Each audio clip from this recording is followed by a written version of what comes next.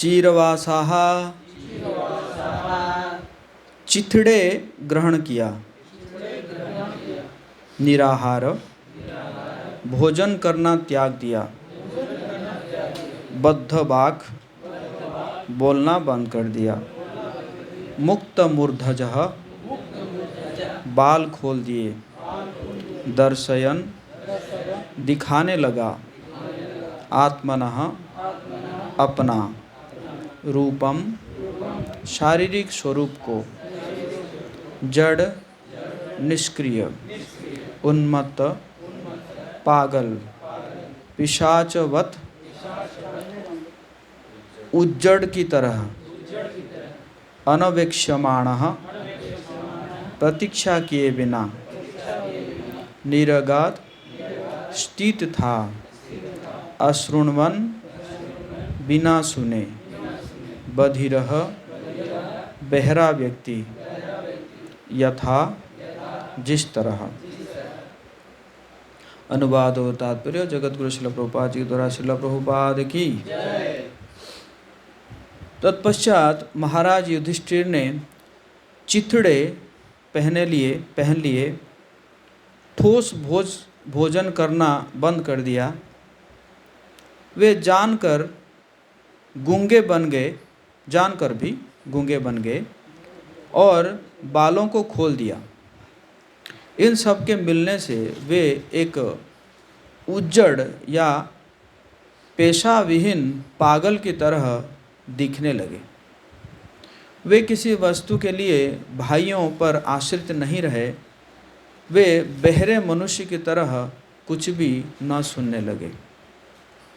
तात्पर्य: इस प्रकार समस्त बाह्य झंझटों से छूटने पर उन्हें राजसी जीवन या परिवार प्रतिष्ठा से कुछ लेना देना शेष नहीं रहा और वे एक तरह से निष्क्रिय पागल उज्जड़ की तरह बन गए और भौतिक मामलों के विषय में कुछ भी बोलना बंद कर दिया। अब वे अपने उन भाइयों पर आश्रित नहीं रहे जो निरंतर सहायता करते थे।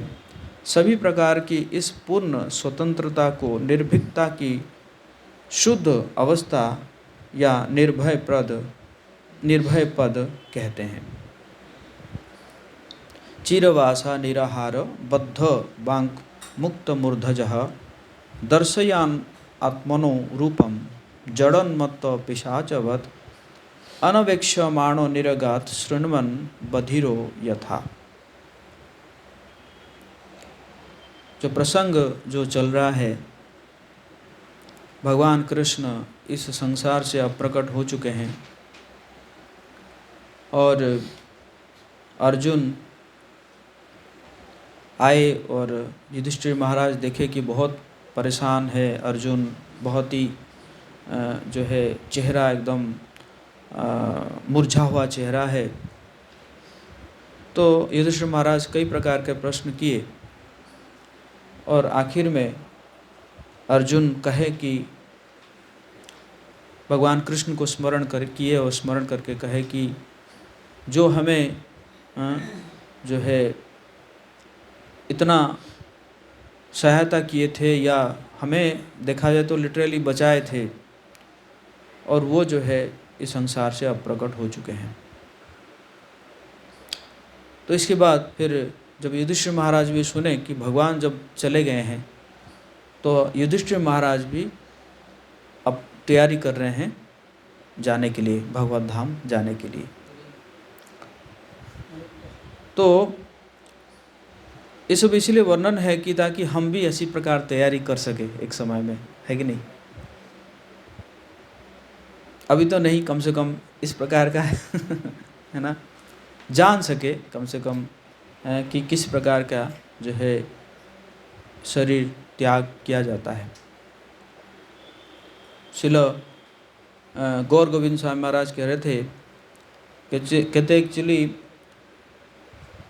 हमने एक आर्ट ऑफ डाइंग का सेंटर खोला है कि नहीं। कैसे, है ना, कैसे इस शरीर को छोड़ा जाए, है, छोड़ के भगवत धाम को जाया जाए। तो यहाँ पे देखा जा रहा है कि युधिष्ठिर महाराज जो है वो क्या कर रहे हैं, अपना जो भी है जो पहने हैं उसमें उनका ध्यान नहीं रहा, तो जितना आवश्यक है। लेकिन ये नहीं कि कपड़े वपड़े खोल के, कुछ ऐसे भी होते हैं जो कि कपड़े खोल के घूमते रहते हैं, है कि नहीं है ना। तो ऐसे नहीं है, जितना आवश्यक है उतना कपड़े पहने। और ठोस भोजन करना बंद कर दिया। भोजन उतना ही लेना चाहिए जितना आवश्यक है कि नहीं। ये नहीं कि बस खाए जा रहे हैं, है कि नहीं।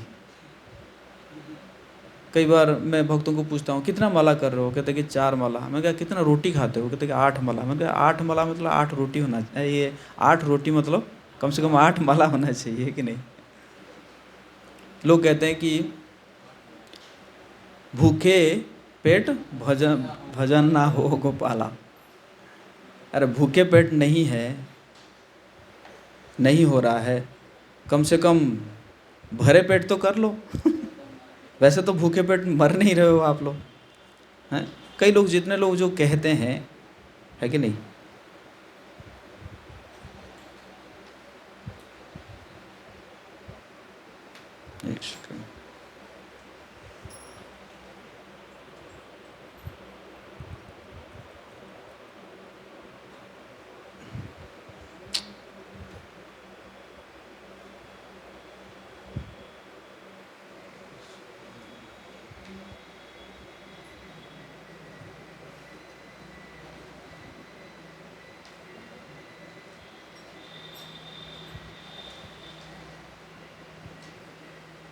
आवाज़ आ रही है, जूम कहाँ गया है।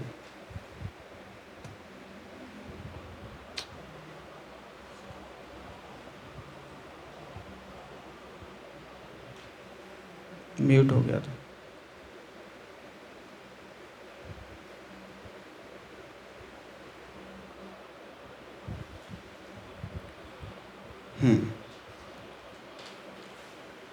तो भजन के साथ भोजन का बहुत संबंध है कि नहीं। ऐसा नहीं कि कुछ भी भोजन कर लो और उसके बाद भजन हो जाएगा, ऐसा नहीं है। भोजन और भजन में बहुत गहरा संबंध है। तो इस प्रकार का भोजन करना चाहिए ताकि भजन हो सके, है कि नहीं। नहीं तो भर दिए, यहाँ तक भर दिए और उसके बाद जाके सो गए, है कि नहीं। तो भोजन इतना करना चाहिए ताकि भजन हो सके। और इस प्रकार भी भोजन करना चाहिए ताकि मन जो है सत्वगुण में रहे कम से कम। ये नहीं कि बहुत ज़्यादा तेल मसाला खा लिए और खा के फिर दौड़ने लगे हैं। समय कहाँ है, समय नहीं मिलेगा फिर भजन करने के लिए। और फिर उन्होंने क्या किया, जानकर भी गूंगे बन गए। तो प्रभुपाद जी इसको कह रहे हैं कि भौतिक मामलों के विषय में कुछ भी बोलना बंद कर दिया, है कि नहीं। मतलब इतने बड़े राज परिवार में रह रहे हैं तो कहीं ना कहीं कुछ ना कुछ तो माइक्रो मैनेजमेंट का चीज़ आएगा बोलने के लिए, है कि नहीं। मैं यहाँ पे देखता हूँ कई बार चीज़ों में मैं चाहता नहीं हूँ इंटरफेयर करूँ या बोलूँ लेकिन हो ही जाता है ना। जैसे ही बाहर निकलूँगा देखूँगा कहीं पे वो गाय खुल गई है कि नहीं, या कहीं पे जो है बछड़ा जो है फंस गई है ना। तो ये सब चीज़ जो है क्या है, this is all micro management. तो इतने बड़े राज परिवार में जब है और लिटरली राजा है तो ये सब तो चीज़ आएगा, लेकिन वो जानबूझकर क्या बन गए, गूंगे बन गए। मतलब इस चीज़ में नहीं बोलूँगा, है ना। और बालों को खोल दिया। इन सब के मिलने से वे एक उज्जड़ या पेश विहीन पागल की तरह दिखने लगे। पागल हो गए। किस प्रकार पागल, किस प्रकार पागल हो गए। चैतन्य महाप्रभु कहते हैं कि जपीते जपीते मुई होइलो पागल। कीवा मंत्र दिलो गुसाई कीवा तार बल, जपीते जपीते मुई होइलो पागल। तो इस प्रकार के पागल हो गए हैं। जब प्रकाशानंद सरस्वती को चैतन्य महाप्रभु उनको मतलब प्रकाशानंद सरस्वती का क्या क्वेश्चन था कि आप ये भावुक होकर नाच रहे हैं, आप एक सन्यासी है, वो भी हमारे संप्रदाय के सन्यासी है, और आप शास्त्र अध्ययन नहीं कर रहे हैं, वेद अध्ययन नहीं कर रहे हैं, और आप अलग रहते हैं, हमसे भी अलग रहते हैं, और ये भावुक होकर नाच रहे हैं, हमें कुछ समझ में नहीं आ रहा है तो आप स्वयं नारायण जैसे दिख रहे हैं, क्योंकि प्रकाश आनंद को महाप्रभु क्या किए थे, प्रकाश दिखाए थे, है ना। तो फिर महाप्रभु जो है बहुत सुंदर एकदम, पहले तो इतना विनम्र होकर इतना बढ़िया से उनको एक के बाद एक एग्जाम्पल दे रहे हैं। तो क्या होता है कि लास्ट में मतलब उसी में वो कह रहे हैं कि रेखे देखो, गुरु मोरे मूर्ख देखी कोरिला शासन। गुरु जो है उन्होंने कहा कि तू जो है ना एकदम मूर्ख है, एक नंबर का तू मूर्ख है, तुझे वेद अध्ययन करने का कोई अधिकार नहीं है। आप लोग कह रहे हैं वेद अध्ययन करना, लेकिन मेरे गुरु ने क्या कहा, मैं क्या कर सकूँ। मेरे गुरु ने कहा कि तेरा कोई अधिकार नहीं है, तू मूर्ख है करके गुरु ने जो क्या किया, एक मंत्र दिया, हरे कृष्णा कृष्णा कृष्णा हरे हरे, हरे राम राम राम, और ये मंत्र दिया। और ऐसा नहीं कि मंत्र जो है गुरु ऐसे ही दे दिए, फिर अपना शास्त्र का रेफरेंस भी दे रहे हैं कि हाँ ये मंत्र है, श्वेतस्वर उपनिषद में है, कलिचंद्रण उपनिषद में है, और ब्रह्म नारदीय पुराण में है, हरे नाम एव केवलम कलो नास्त्येव गति अन्यथा। आप जिस वेद के बारे में कह रहे हैं उसी वेद में तो है ये। और मैं जब आप कह रहे हैं मैं भावुक होकर नाच रहा हूँ, लेकिन मैं क्या करूँ, जब मैंने ये मंत्र को लिया तो अपने आप ही मेरे आंखों से अश्रु निकलने लगे। मैं कभी गिर जाता था, कभी दहाड़ता था, कभी हंसता था। तो ये तो अपने आप ही हो रहा, मैं नहीं कर रहा हूँ। ये कौन कर रहा है, ये तो मंत्र लिया तो तब किया। और मैंने सोचा कोई कुछ गड़बड़ तो नहीं हो रहा है, तो इसलिए मैं गुरु गया गुरु से कंफर्म होने के लिए, श्रीपाद ईश्वरपुरी से कंफर्म होने के लिए मैं गया और जाके पूछा मैंने कि बा मंत्र दिलो गुसाई की बात तार बल, कैसे मंत्र दे दिया आपने, जपीते जपीते मुई होइलो पागल, जपते जपते तुम पागल हो गया, कुछ गड़बड़ तो नहीं कर रहा हूँ गुरुदेव, कुछ गड़बड़ तो नहीं कर रहा हूँ। तो गुरु जो है हंसने लगे और गुरु कहे कृष्ण मंत्र रे ही तो स्वभाव, क्या है, यही तो स्वभाव, जय जपे तार उपजाए भाव, जो जपेगा उसके अंदर ये भाव जागृत होगा। तब से सारे जो प्रकाश आनंद सरस्वती और बाकी जो थे वो चुप हो गए कि ये तो मंत्र का स्वभाव है। तो इसी प्रकार यहाँ पे जो युधिष्ठिर महाराज भी क्या हो गए, पागल हो गए, है कि नहीं। संसार में देखिए अजीब विडंबना है, भक्त अभक्तों को कहता है पागल और अभक्त भक्तों को क्या कहता है, पागल, है कि नहीं। भगवान भी भगवत गीता में कहते हैं, है ना, कि जिस समय भक्तों के लिए सोने का समय है वो अभक्तों के लिए जागने का समय है, और जिस समय अभक्तों के लिए सोने का समय है भक्तों के लिए जागने का समय है कि नहीं।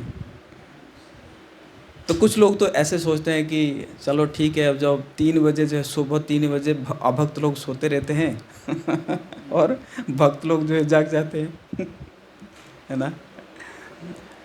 तो एक्चुअली भगवान जी का कहने का मतलब है, जब भौतिक चीज़ों में अभक्त लोग क्या है, बहुत, है ना, बहुत अलर्ट है, बहुत एक्टिव है भौतिक चीज़ों को इकट्ठा करने के लिए। लेकिन भक्त लोग क्या है, वो उसमें इनएक्टिव है। और आध्यात्मिक चीज़ों को इकट्ठा करने के लिए भक्त लोग क्या है, बहुत एक्टिव है। लेकिन अभक्त लोग उसमें मंद सुमंद मतयो, मंद भाग्य है कि नहीं, उसमें उनको कोई इंटरेस्ट नहीं है। आध्यात्मिक चीज़ में अभक्तों को कोई इंटरेस्ट नहीं है। आप अगर जाएंगे भी, आप जाइए, रास्ते में जाइए, आप कीर्तन करते रहिए, ऐसे देख, पता नहीं क्यों ऐसे कर रहे हैं, उनको कहोगे कि भाई लो हरे कृष्णा मंत्र करो, हरे कृष्णा हरे कृष्णा, मुंह एकदम बंद रखेंगे कि नहीं। एक बार कहीं पे कोई ताली बजा रहा था, मैंने कहा वाह बहुत अच्छा है, ताली बजा रहा है, लेकिन पता चला कि इसका ताली था तो इसी प्रकार यहाँ पे युधिष्ठिर महाराज क्या बन गए, पागल बन गए। वे किसी वस्तु के लिए भाइयों पर आश्रित नहीं रहे।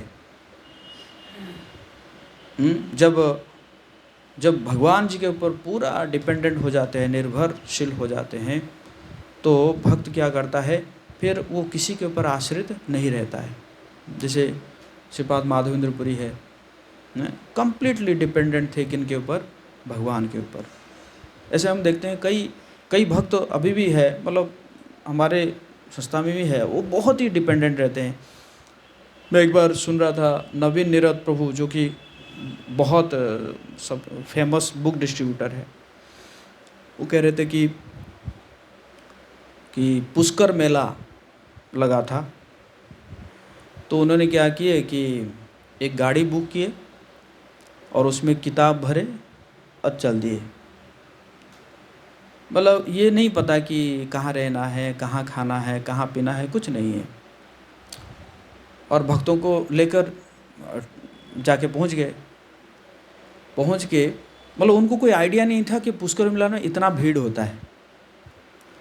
तो गए, होटल में गए कहीं पे रूम ढूंढने के लिए, तो होटल वाले देख के गए कि किस प्रकार के लोग हैं, आज आया है रूम ढूंढने के लिए। मतलब उनका कहना है कि ये तो इम्पॉसिबल टास्क है कि अभी होटल में रूम मिलेगा ही नहीं, क्योंकि इतना भीड़ रहता है पुष्कर मेला में। जैसे हमारे यहाँ पे भी पितृपक्ष में होता है ना, पितृपक्ष में लिटरली रूम मिलता नहीं है। यहाँ पे गया में, बोध गया में तो कुछ रूम मिल जाता है। तो ढूंढते ढूंढते परेशान हो गए, कहीं पे भी रूम नहीं मिला।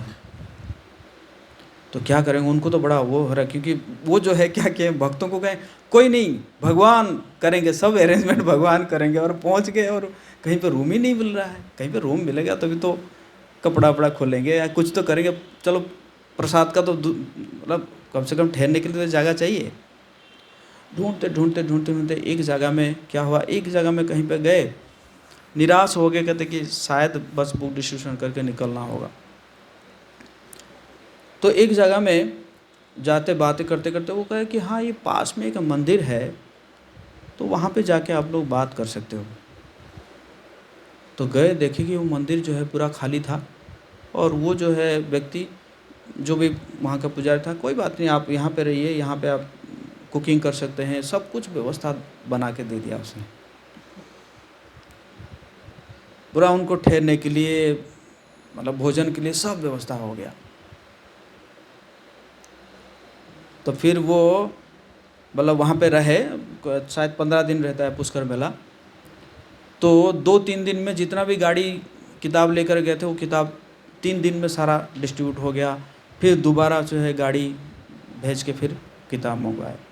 तो इसी प्रकार भी भक्त लोग जो है कई बार क्या है, पूरा डिपेंडेंट होते हैं कृष्ण के ऊपर। तो उसी प्रकार यहाँ पे कह रहे हैं कि युधिष्ठिर महाराज जो है वो कम्प्लीटली डिपेंडेंट हो गए कृष्ण के ऊपर हैं।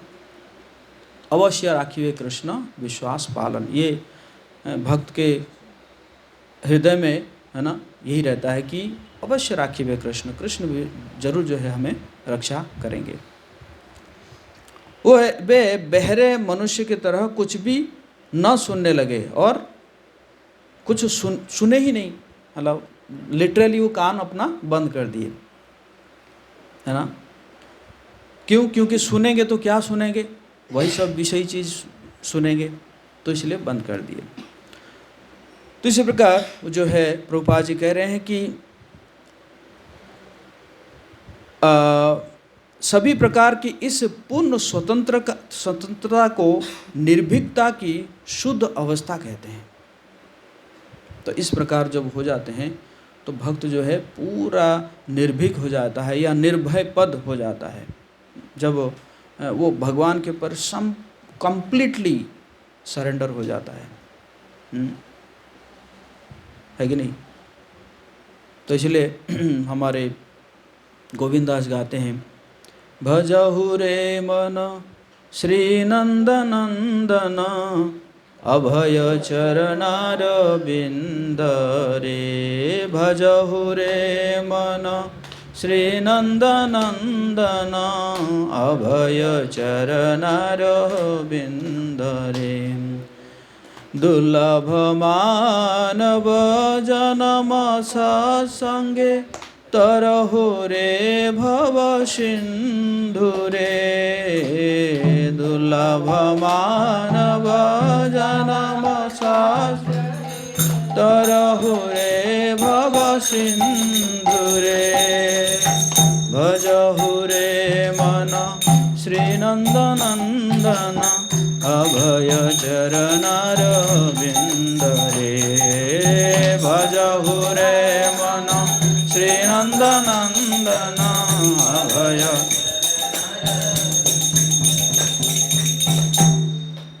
तो कह रहे हैं कि हे मन आप क्या करो, श्री नंद नंदन का जो चरण है उस चरण का आप भजन करो, जो चरण की क्या है, अभय, भय से मुक्त करने वाला है।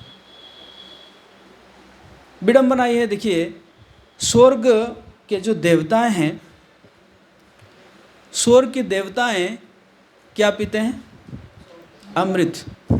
अमृत पिए थे ना, वो जो निकला था, जो समुद्र मंथन से निकला था, अमृत पिए थे, अमर होने के लिए अमृत पिए थे। लेकिन अमृत पीने के बावजूद भी वो भय में रहते हैं, है कि नहीं। अमृत पीने के बावजूद भी भय में रहते हैं, कहीं हिरण्यकशिप ना आ जाए, हिरण्याक्ष ना आ जाए, है ना, कहीं कोई ऋषि जो है ज़्यादा तपस्या ना करके इंद्रपद ना ले ले, है कि नहीं। पृथु महाराज जैसे जो है 100 अश्वमेध यज्ञ ना कर ले। तो अमृत पीने के बावजूद भी स्वर्ग के देवता कैसे क्या रहते हैं, भय में रहते हैं, अमृत पीने के बावजूद भी। लेकिन भक्त जो है वो कौन सा अमृत पीते हैं, अभय चरणारविंद का अमृत पीते हैं ना।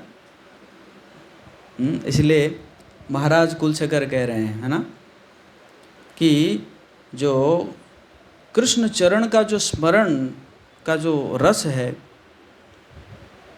वो रस अमृत को भी मार देता है ना, शेम शेम हो जाता है।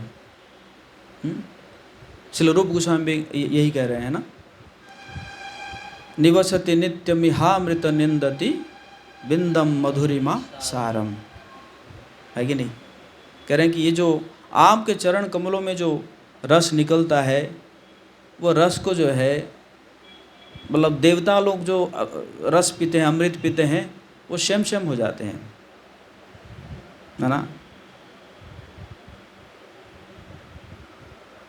सुखदेव गोस्वामी जब श्रीमद् भागवतम कथा शुरू कर रहे थे, परीक्षित महाराज जी को कथा कहना शुरू कर रहे थे, तो उस समय कुछ देवता लोग आए और आके बोले कि हम परीक्षित महाराज जी को अमर करने के लिए आप भागवत कथा कर रहे हैं ना, तो हम काम करते हैं, परीक्षित महाराज जी को अमृत पिला देते हैं। उसके बदले में आप क्या कीजिए, ये जो भागवत का फल वो हमें दे दीजिए। तो सुखदेव गोस्वामी का ये जितने भी देवताएं हैं ना, इनको ये बाउंड्री से बाहर कराओ, ये इस बाउंड्री में नहीं रहना चाहिए। क्यों? ये क्या कर रहे हैं, स्वर्ग का अमृत को वो ये तुलना कर रहे हैं श्रीमद् भागवतम के अमृत के साथ, है कि नहीं, जिसका कोई तुलना है ही नहीं। तो इसी प्रकार जो है निर्भय हो जाते हैं भक्त, जो है भगवान के चरणों को पूजा करके, भगवान के चरणों को स्मरण करके, है कि नहीं, उसका गुणगान करके भक्त क्या हो जाते हैं, निर्भय हो जाते हैं। अम्बरीश महाराज देखिए, है कि नहीं, अम्बरीश महाराज एक राजा है और दुर्वासा ऋषि एक योगी है। दुर्वासा ऋषि एक योगी है जो कि पूरे जीवन इंद्रियों को संयम करने के लिए लगा दिए,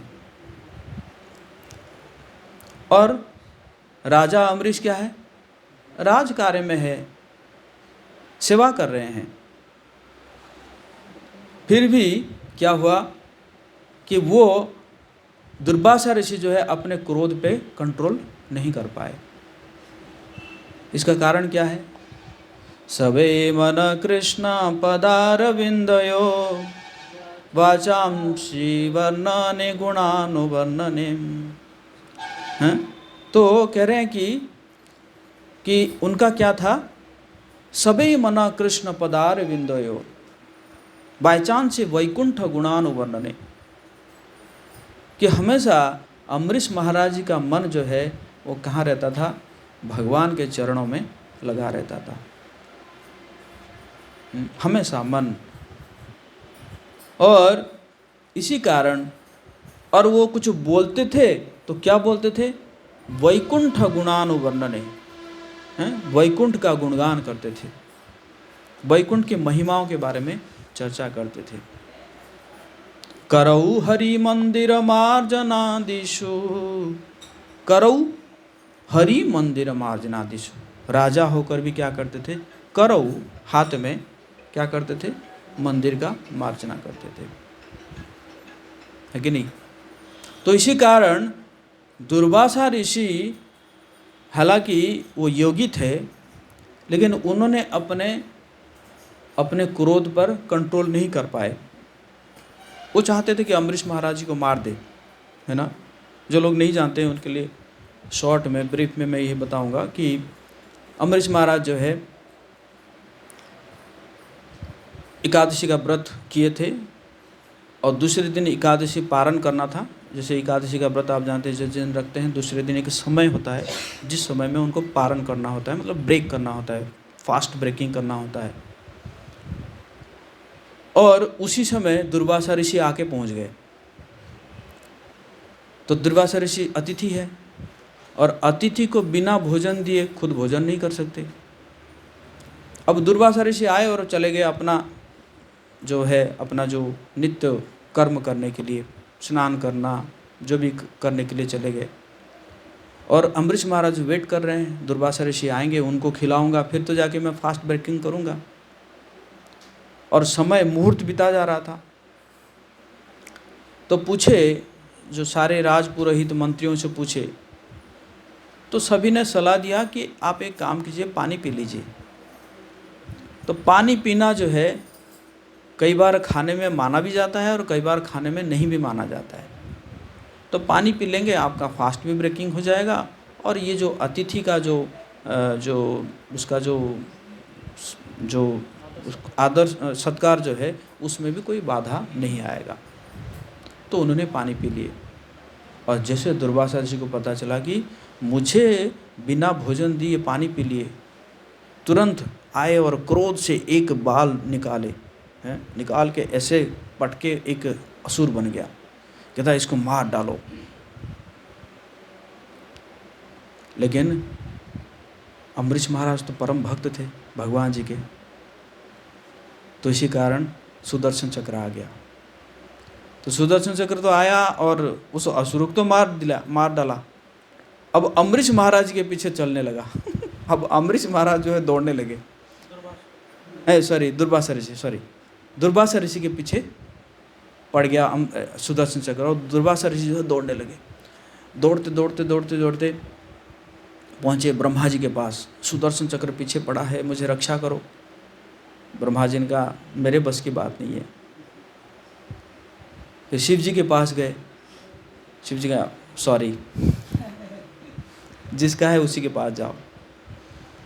तो भगवान विष्णु के पास पहुंच गए। सुदर्शन चक्र, भगवान विष्णु कहे अहम भक्त्या पराधीन, मैं भी नहीं कर सकता क्योंकि मैं भी स्वतंत्र नहीं हूँ। अहम भक्त्या पराधीन, मैं भी क्या हूँ, भक्तों का अधीन हूँ मैं, है ना। तो फिर क्या हुआ कि तो आपको अगर जाना है तो उसी भक्त के पास जाओ जिसके लिए सुदर्शन चक्र गया है। तो दुर्वासा ऋषि फिर दौड़ दौड़ के आए और अम्बरीश महाराज जी के चरणों में पूरा गिर गए, दंडवत, क्षमा कीजिए क्षमा कीजिए, और उनका गुणगान कर रहे हैं। बाप रे, आप जैसे भक्त, आप तो भगवान के ऊपर पूर्ण आश्रित होते हैं, आप मुझे माफ़ कीजिए, आप मुझे बचाइए। तो फिर अम्बरीश महाराज सुदर्शन चक्र को बोले छोड़ दीजिए बेचारे को। जब इतना बोले सुदर्शन चक्र जो है वापस चला गया। तो कहने का मतलब है योगी जो कि अपने इंद्रियों को संयम करने के लिए इतना प्रयास करते हैं, इतना प्रयास करते रहते हैं, फिर भी उन्होंने अपने इंद्रियों को संयम नहीं कर पाए। जबकि अम्बरीश महाराज एक राजा होते हुए भी उन्होंने जो है अपने इंद्रिय और मन को संयम कर पाए। क्यों? क्योंकि वो भगवान के परम भक्त थे। इसलिए कि हमारी बस की बात नहीं है हम अपने इंद्रियों को संयम कर पाएंगे। हम अपने इंद्रियों को, हम अपने जो है क्या बोलते हैं, अपने वासनाओं को हम नियंत्रण नहीं कर सकते हैं। जब तक हम भगवान और भक्तों के प्रति आश्रित नहीं होंगे तब तक हम अपने इंद्रियां, अपना मन, है ना, अपना बुद्धि, इसको हम संयम नहीं कर सकते हैं। सो क्रक्स यही है कि क्या है कि भगवान और भक्तों के प्रति आश्रित होना पड़ेगा। देखा जाए तो भक्तों की कृपा से ही हमारे अंदर जो वासनाएं हैं वो वासनाएं खत्म होती है। क्यों? क्योंकि भगवान जो है वो क्या है, भगवान भक्तों के अधीन है। और भक्त अगर हमारे ऊपर कृपा करते हैं, प्रसन्न होते हैं, और भक्त अगर हमारे लिए प्रार्थना करते हैं तो भगवान क्या करते हैं, है ना, भगवान जो है उसके ऊपर कृपा करते हैं, है ना। एकाकी आमारो नाही पाए बल हरि नाम संकीर्तने।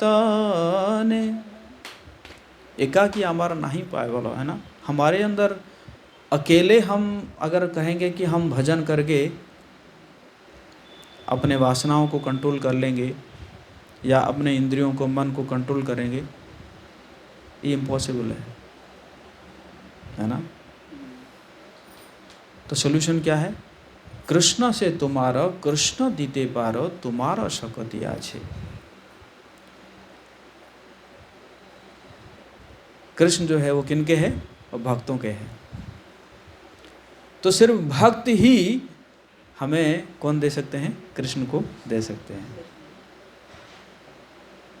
है कि नहीं। अगर हम कहेंगे कि अपने भजन से, है ना, अपने भजन से हम कृष्ण को पालेंगे, दैट इज एन इल्यूशन। अपने भजन से हम कृष्ण को नहीं पा सकते हैं। भक्तों की कृपा, जितना जितना जितना जितना आपके ऊपर भक्तों की कृपा होगी, उतना उतना जो है आप आगे बढ़ेंगे, और जो है आपके अंदर सारे जो वासनाएं वो सब खत्म हो जाएंगे। तो भक्तों की कृपा मतलब भक्तों को प्रसन्न करना है, भक्तों की, है ना, भक्तों की इच्छाओं को पूर्ति करना है, भक्तों की वाणी सेवा करना। भक्त जो भी निर्देश देते हैं उसको पालन करना। तो उससे क्या होंगे, भक्त भी प्रसन्न होंगे, साथ साथ भगवान भी प्रसन्न होंगे, है कि नहीं। हरे कृष्णा कृष्णा कृष्णा हरे हरे, हरे राम राम राम हरे हरे। किसी का कोई प्रश्न है?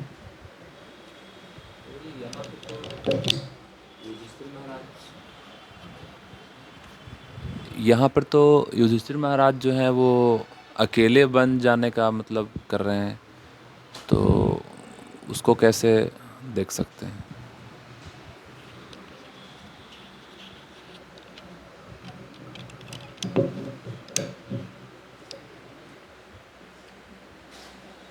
युधिष्ठिर महाराज जो है वो नारद मुनि, है ना, हमेशा नारद मुनि के उसमें रहते थे। नारद मुनि भी उनके है मतलब, और साथ साथ युधिष्ठिर महाराज जी के पास भी कई सारे ऋषि रहते थे, है ना।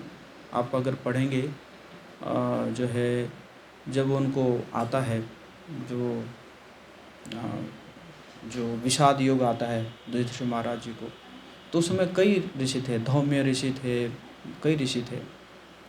और फिर उनको जो है महाप्रभु भगवान जो है लेकर गए किनके पास, भीष्म पितामह के पास लेकर गए। अब भीष्म पितामह ने जो भी आदेश दिए हैं, उपदेश दिए हैं, जिस प्रकार वो बोले हैं, तो उन्हीं के पद चिन्ह पर चलकर ये कौन कर रहे हैं, कौन, युधिष्ठिर महाराज कर रहे हैं। वो देखे हैं ना भीष्म पितामह कैसे शरीर छोड़े हैं, है कि नहीं। उन्हीं के सामने तो छोड़े थे, युधिष्ठिर महाराज थे, सारे पांडव थे, भगवान कृष्ण भी थे, सारे मुनि ऋषि थे, सबके सामने भीष्म पितामह कैसे शरीर छोड़े थे। तो उसी उनका जो उपदेश है भीष्म पितामह का जो उपदेश है युधिष्ठिर महाराज को, शांति पर्व महाभारत में वर्णन है, तो उसमें वर्णन है। तो जो भी उपदेश है, तो उसी उपदेश को लेते हुए उन्हीं के चरण चिन्हों पर चलते हुए वो कर रहे हैं, युधिष्ठिर महाराज कर रहे हैं। ऐसा नहीं कि अपने मन से कुछ कर रहे हैं, है ना। जिस प्रकार भीष्म पितामह भी बोलते बोलते बोलते बोलते, लेकिन एक समय में वो चुप हो गए, और चुप होके पूरा अपने मन को भगवान जी में जो है लगाए, और 10 श्लोक स्तुति किए हैं। भीष्म स्तुति जो है 10 श्लोक है। तो और उसके बाद फिर उन्होंने शरीर त्याग किया। तो इसी प्रकार युधिष्ठिर महाराज अगर कर रहे हैं तो उन्हीं के पद चिन्हों पर चलते हुए कर रहे हैं।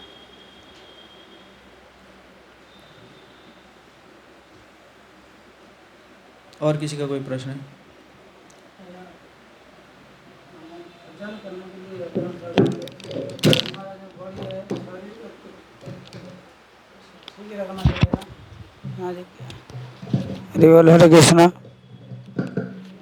हरे कृष्णा प्रभु जी। हमारा जो ये भजन साधना करने के लिए शरीर तो ठीक रखना चाहिए ना, ये वाला, नहीं तो नहीं है।